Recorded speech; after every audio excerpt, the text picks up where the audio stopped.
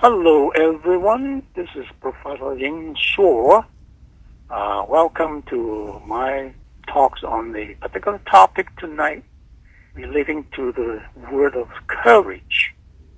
Now, courage is very important in our daily living. If you have no courage, right, a lot of times you just don't know what to do, right, and never accomplish anything. It's like if you go into McDonald's, right, when you were young, you were pretty much important to talk loud, right? To order any hamburgers, French fries, okay, or drinks and things like that. You must be having that courage. And we know that courage is trained, right? Okay, but not born to be having that. You train yourself to get courage. The best story in the Bible, right, is relating to our best known character called David. David later became the king, right? But before he became king, right, when he was young, what happened? He was just a shepherd boy. But this shepherd boy is very different from other shepherd boys. He is very courageous because whenever some of his sheep, right, was being taken away by animal like lion and wolves, right, he just fight them back, right, and get back the sheep. So he just need to struggle and punch those lions. Wow, what a boy, right? He can fight with the lions. Okay, but at one time we know that he fight with that big giant called Goliath. So David and Goliath is a very common story, right? I've heard about that in the past, right? But how did he do that? He was pretty much like this is his friend Saul in the camp. But at that time, they already known that, okay, the Philistines is having a giant as their fighter, 9 foot tall, with very heavy armor and a big sword, okay, and he can kill anybody. Well, Saul has no kind of like courage to do that, to fight with him. But David is different, because he has God, right, at the back of him, right, to be a supporter. And he said to himself, even though you are so huge, right, Goliath, I can kill you because I'm not fighting for myself. I'm fighting for God. He gave me all these courage and strength and power. So he bring him with him a slingshot. He grabbed 5 of these smooth stones and put one into that slingshot and zoom, zoom, zoom, zoom, zoom. And hit the head of this giant. And people say that when you swing that slingshot, what happened? Wow, it traveled fast and hit hard onto anything and killed them. So from that point you can see David has a lot of courage. Okay? And courage is very important in our daily lives, right? Because we need courage to do anything. At one time, I have a cousin coming down from Seattle to visit us. So I asked him, hey, okay, Steve, you're already around 40 years old, right? Is that true? Yes, he said. Okay, do you have a girlfriend yet? Okay, becoming shy, right, and having a red face right away. And he said, no, I don't have any yet. Okay? So I said, wow, around 40 years old, still not having a girlfriend? Boy, you must be, training yourself to have a little bit more courage. Otherwise, you cannot do anything. So he took my advice, right, and go back to Microsoft. He worked there, and then he started like going after some girls he liked. Oh, fortunately, there's one from China working in the same department. So he asked him to go out. And later, good friends, and finally, getting married. Wow, that's really good. So I said, hey, Steve, you do have some courage, right? So courage is pretty much like help us to be successful in many, many, many things. For example, in our study. Okay? If we already gone into high school or university, we should be aware that we need to work hard, right, in order to accomplish a degree or diploma. Okay? You must spend good time to have courage. Whenever you have something you don't understand, okay, you need to take it and go to your professor and ask for answers. explanations. If you're just too timid, not going to ask, then what happens? You never get a good answer for things you don't know. So from that point, you may be getting bad grades, right, in your exam, okay? Or if you take core classes, you must taking some classes that you can learn something, rather than only just getting an A, right, without learning anything. There's a lot of courses in the university. We call that bird courses. Bird courses are courses that you don't need to do a lot. You can get a highest grade as A. Okay? So don't do that. Get some good courses. Challenge yourself. But how about working in the business world, for example?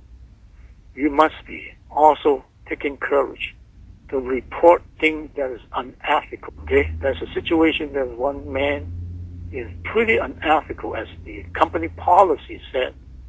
You cannot take an air ticket, okay, that's given to you by the company and change it to something else.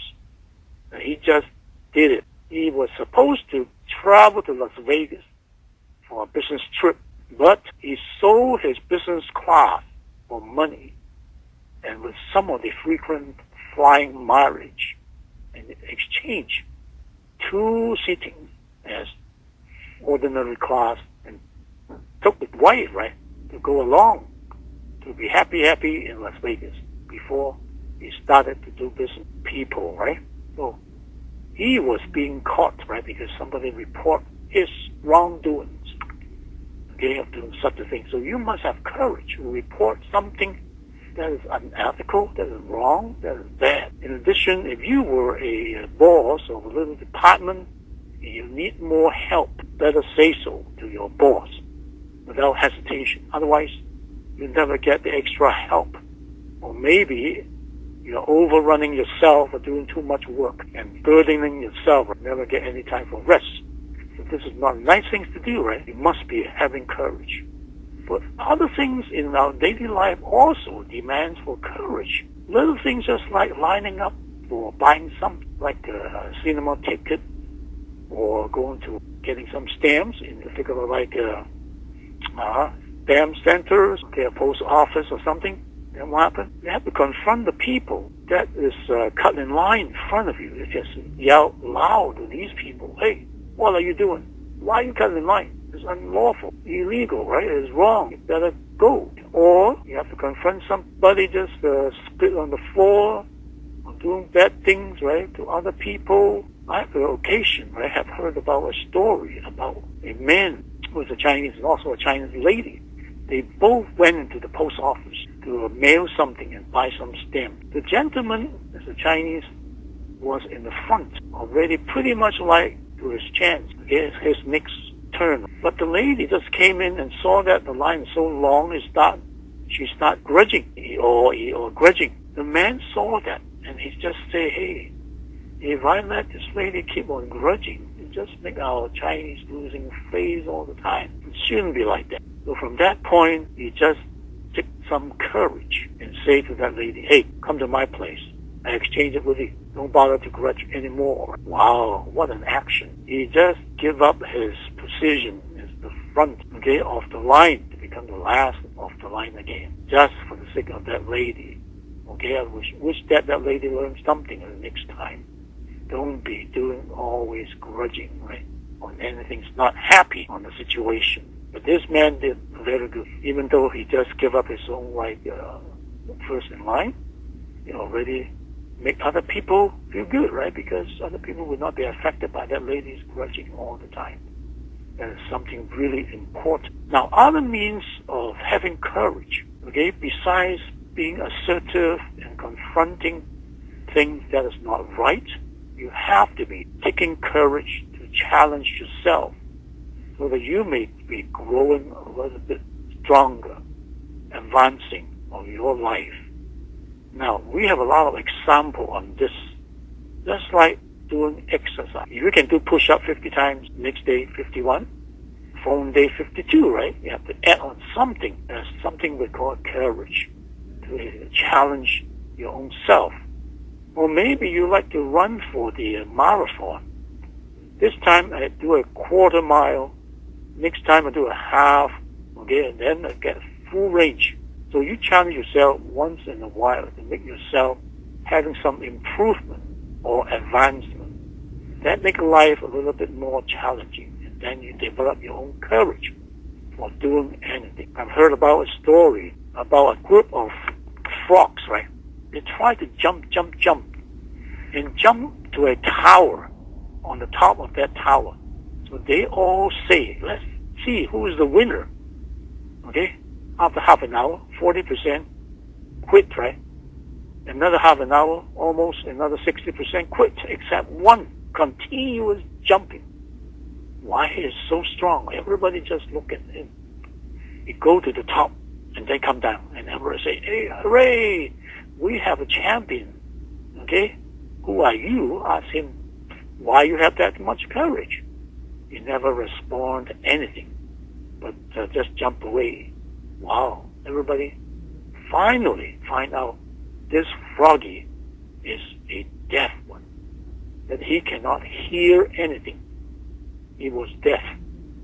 So that means whenever he cannot hear anything, he also not hearing any discouraging kind of remarks. Oh, let's give up. Oh, I don't want to continue. I just want to go home. Now, all these are discouraging remarks.